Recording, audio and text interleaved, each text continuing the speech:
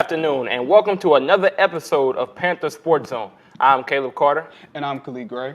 And thank you for joining us. Khalid, how you doing today? I'm doing phenomenal today. How you doing yourself? I'm doing pretty good. This is our first episode back, so it's a good thing that we're, in the full swing of things. Football season is still underway. Basketball season is just getting started. Yes, sir. Volleyball is doing their thing. So it's a good time to have our first episode here on Panther Sports Zone. Yeah, and on top of that, to kind of piggyback off what you're saying, soccer is starting to end off their season as well. We're seeing a lot of success from the cross-country team as well, and we'll get into that.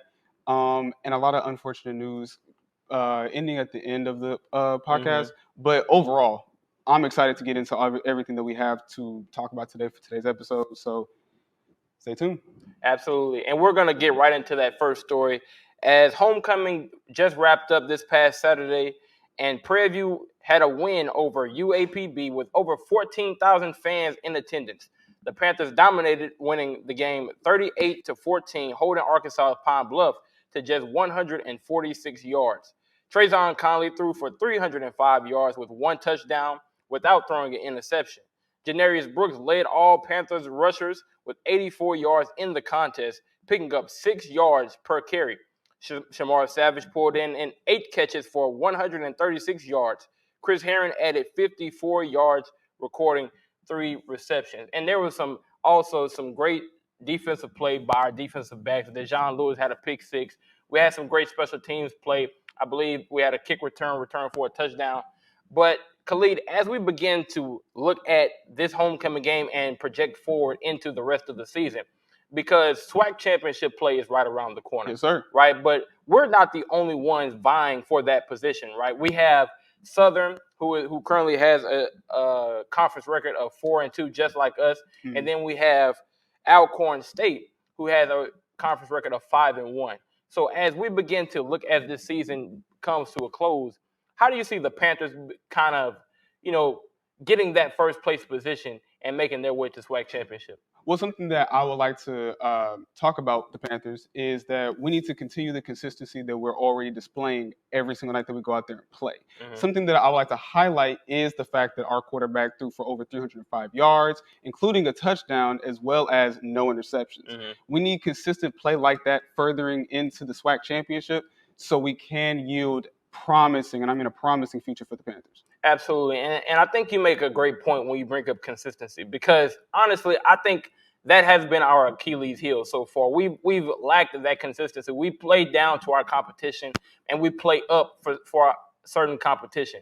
But what we have coming up, we have a game against Southern in Southern. Yep. That is never an easy game for us because we know what Southern represents. Coach Eric Dooley, former coach of Prairie View A&M. And then our last game against Alabama State. That, again, is no slouch of a game because although FAMU is currently first in the SWAC East, Alabama State still has their hopes set high for the SWAC championship. So if we can pull off some consistency of what we saw us do against Pine Bluff, then I think we have a better chance of yielding good results. Yes, and speaking of the good results, I definitely believe that a lot of the teams that we do play are very consistent teams. You spoke about FAMU and how we played against them, even though we didn't yield a win from them. I would like to say that if we just keep continuing to show grit on both offensive and defensive sides of the ball, we will then be able to go very far in this year's playoffs. Absolutely. And I just want to say this for our audience listening at home, because Alcorn, although they're 5-1, we do have the tiebreaker over them because we went to Alcorn in their building and handled business against them. So if they were to lose against either TSU or Jackson State, which really aren't any easy games, because although TSU doesn't have the record that they may have wanted, they're never an easy game. So that could be some trouble for Alcorn. And then Southern, they have to play us. We go to their house, and then they play Grambling in the Bayou Classic. So I mean, there's a way that Prairie View can make their way back to the top of the Western standings, but we're just going to need a little help. And our own Dorian Waller was able to talk with head coach Bubba McDowell. So we'll throw it to Dorian and for more on the story. This past weekend, the Prairie View A&M football team secured the homecoming win versus UAPB. The Panthers dominated, cruising to a 38-14 win.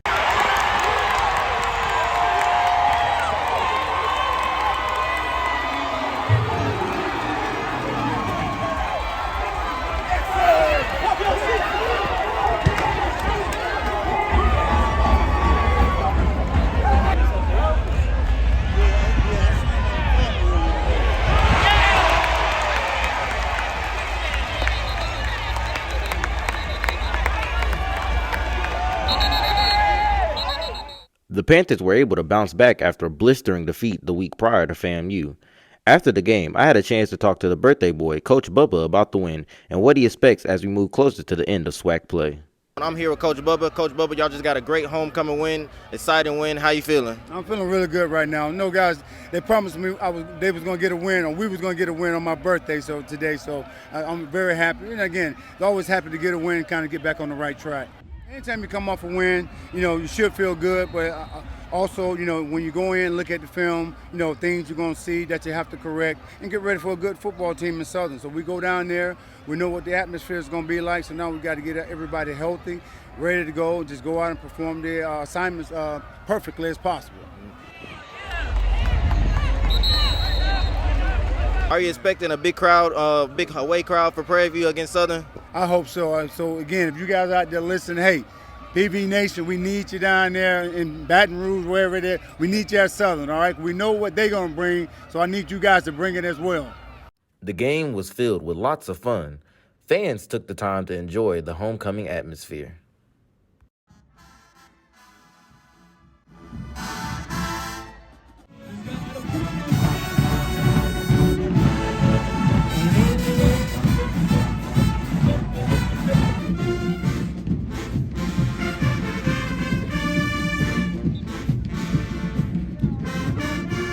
The Panthers are back in action this Saturday, November 11th, as they take on Southern in Baton Rouge.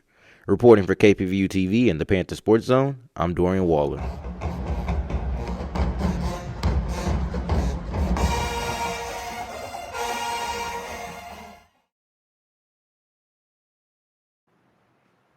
And with that win, we would also like to wish our own Coach Bubba McDowell a happy birthday, a happy belated birthday, as they picked up that win on his birthday for homecoming. What better way to bring in homecoming? And also, I would like to remind our fans that we do have a game coming up this Saturday against Southern in Baton Rouge. So if you can, make the drive, or if you can't, try to watch on ESPN, HBCU Go, one of the two, and support your Panthers. Yes, sir. And moving on to our next story, we're going to go into Prairie View's men basketball versus Kansas Christian College. Despite the slow start, the Panthers got the win over the Falcons, 89-66. PV's new backcourt duo was on full display. Guards Javante Hopkins and freshman guard Orlando Horton Jr. combined for 33 points, 16 rebounds, 6 assists, and 7 steals. Charles Smith IV added 14 points of his own to the win, with Brian Miles contributing an efficient double-double. The Panthers dominated in the paint, scoring 54 of their 89 points inside the arc and out-rebounding the Falcons 50-24. And Caleb, something I just want everybody to understand: if you're going to out-rebound a team, you're going to win. Mm-hmm. And something that I would also like to highlight is the defensive ability of the Panthers. They really showcased that on both the perimeter defense, giving over 10 steals. 10 steals defensively, you're going to have a lot of fast break points. And I think that really helped them in their pursuit in triumphing over Kansas. And I feel like what isn't really talked about a lot in the media is the importance of things like assists, steals, rebounding.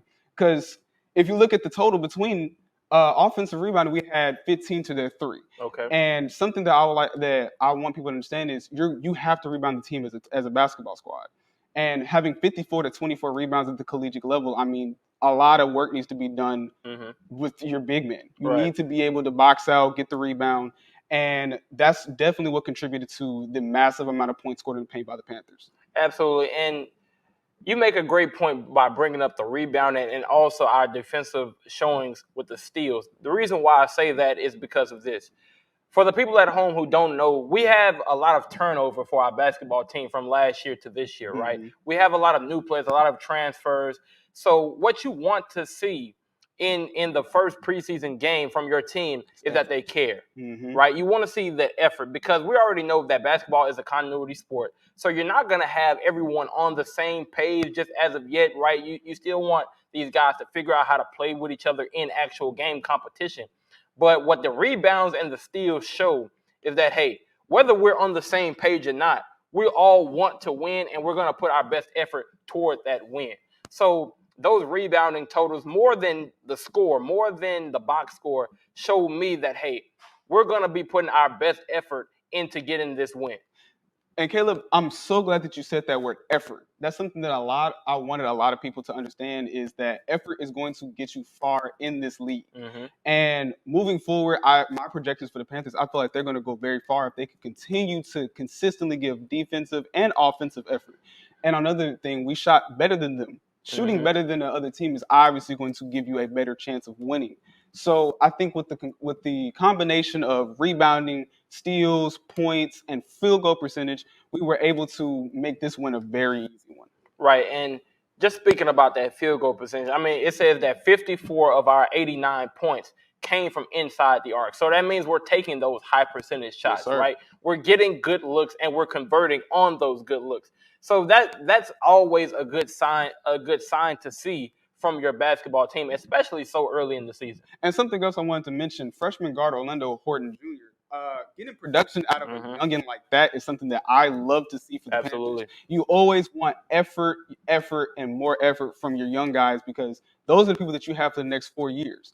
So moving forward, I feel like the Panthers have a really good standing in this year's season. If they can just continue to consistently give effort on both offensive and defensive side, and our young guys keep stepping up, and the bench contributing as well, I feel like we'll go very far in the season. Absolutely. I definitely do think that we will be going very far. And our man Dorian, he's been all over the place. So we're going to throw it to him because he was able to talk with head coach Byron Smith from the basketball team about their big win over Kansas Christian. The Prairie View A&M men's basketball team tipped off their season with the win against Kansas Christian College, 89-66. The Panthers started off the game slow, letting the KCC Falcons keep pace with them up until the second half. Prairie View's new backcourt duo, Javante Hopkins and Orlando Horton Jr. led the way for the squad. Hopkins finished with 18 points, 8 rebounds, and 4 assists, while Horton added in 15 points. Brian Miles added in a double-double for the Panthers, putting up 10 points on 100% shooting from the field, while pulling down 10 rebounds.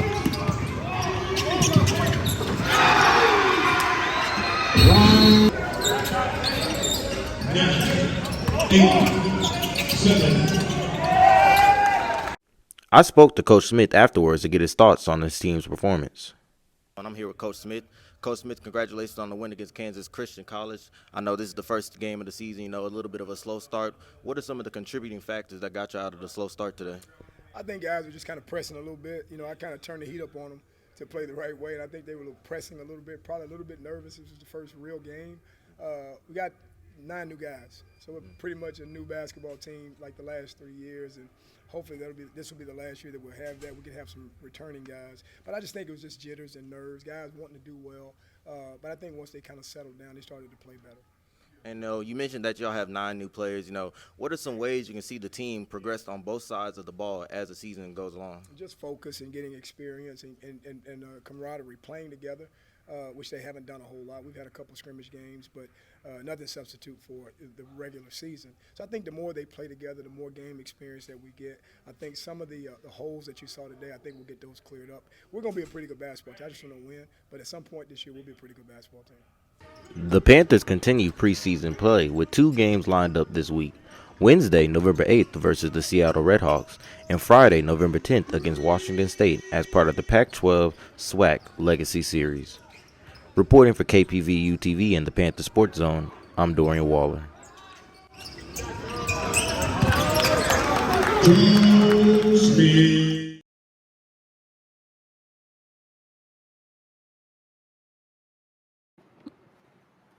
Now moving on to our next story, we'll get into a bit of volleyball.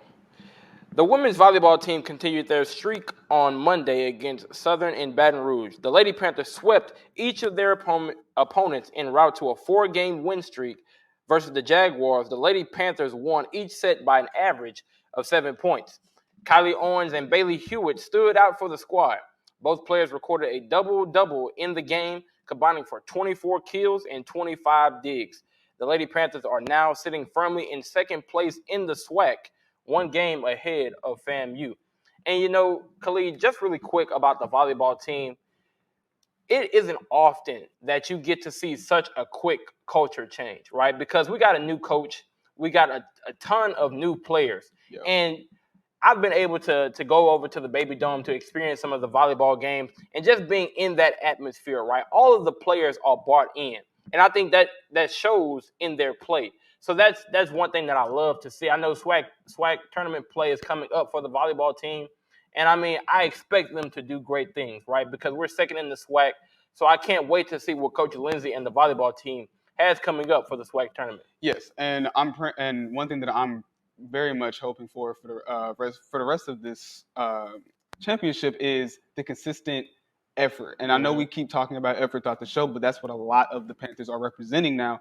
And I don't know about you, Caleb, but for me, I love waking up and seeing that new score. Right. I love seeing the amount of effort and a lot of things that we're able to do on a daily basis within volleyball, and I'm very, very excited for this upcoming. I'm very, very, very, very excited for this upcoming championship. Well, when we come back, we'll be talking a little bit about our men's cross country and women's soccer teams. Stay tuned after the break.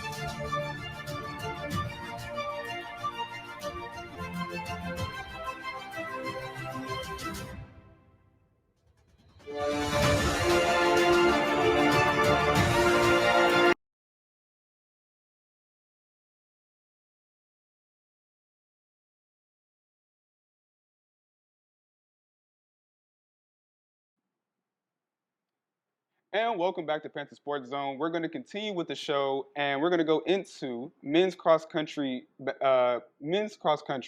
And their team placed second in the 2023 SWAC Cross Country Championship, and at a meet at Appalachia Regional Park.